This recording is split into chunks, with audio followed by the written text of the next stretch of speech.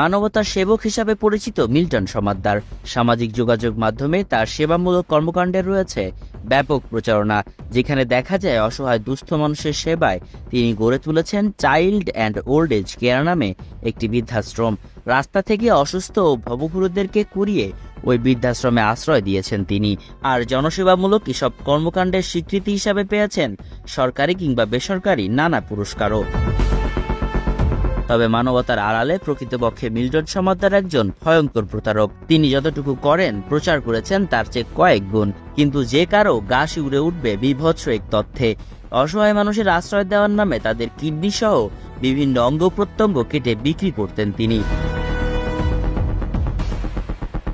অনুসন্ধানে জানা গেছে ঢাকার দক্ষিণ পাইকপাড়ার মিল্টন সমাদ্দারের বৃদ্ধাশ্রমের কাছেই বাইতুস সালাম জামে মসজিদ।